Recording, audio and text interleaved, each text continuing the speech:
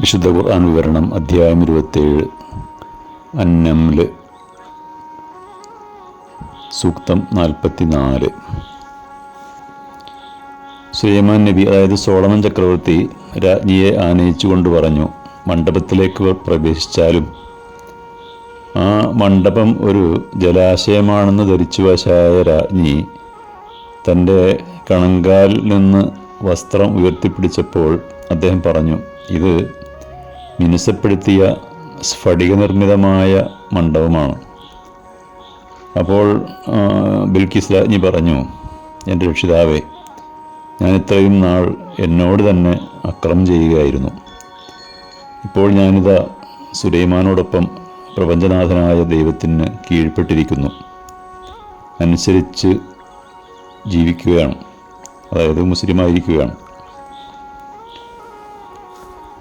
ബിൽക്കീസ് രാജ്ഞി അവർക്ക് രാജകീയമായ വരവേൽപ്പാണ് ഫലസ്തീനിൽ സുലൈമാൻ നബി ഒരുക്കിയിരുന്നത്. ഒരു ജലാശയത്തിന് നടുവിൽ നിർമ്മിച്ച ഒരു മണ്ഡപത്തിലേക്കാണ് താൻ നടക്കുന്നതെന്ന് രാജ്ഞിക്ക് തോന്നി.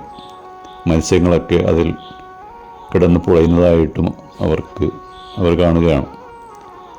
അപ്പോൾ തൻ്റെ വസ്ത്രം വെള്ളത്തിൽ നനയാതിരിക്കാൻ വേണ്ടി അത് കണങ്കാൽ ആ ഭാഗത്തേക്ക് പൊക്കി പിടിച്ചുകൊണ്ട് നടക്കാൻ തുടങ്ങിയപ്പോൾ സുലൈമാൻ നബി അവരോട് പറയുകയാണ്, ഇത് വെള്ളമല്ല, യഥാർത്ഥത്തിൽ വെള്ളമൊന്നും അല്ല, അത് സുതാര്യമായ സ്ഫടിക നിർമ്മിതമായൊരു മണ്ഡപമാണ്, നനയുമെന്ന ഭീതിയൊന്നും വേണ്ട.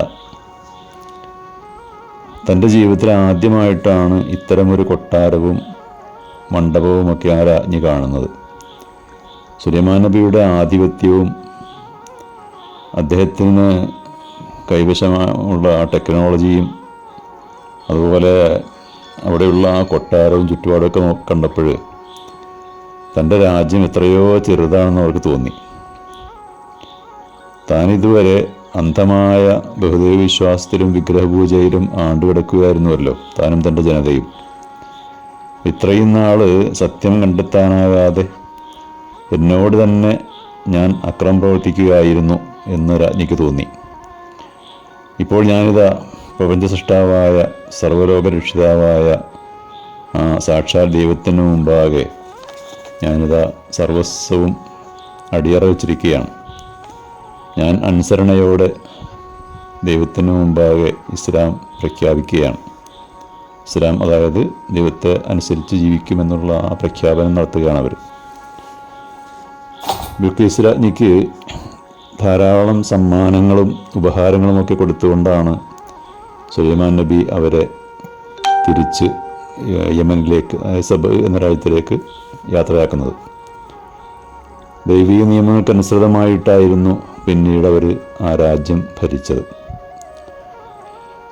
ഇവിടെ ഒരു കാര്യം മനസ്സിലാക്കാനുള്ളത്, ഒരു രാജ്യം ഭരിക്കാൻ കഴിവും യോഗ്യതയുമുള്ള സ്ത്രീക്ക് ഭരണാധികാരിയാകുന്നത് യാതൊരു തെറ്റുമില്ല. ഇസ്ലാം അത് അംഗീകരിക്കുന്നു എന്നതിന് തെളിവാണത്. സ്ത്രീകൾക്ക് കഴിയാവുന്ന ഏത് ജോലിയും ചെയ്യാം, ഇസ്ലാമിന് അതിന് യാതൊരു തടസ്സവുമില്ല എന്ന ഒരു സത്യം കൂടി ഈ സൂക്തം നമ്മെ ഉത്ബോധിപ്പിക്കുന്നുണ്ട്.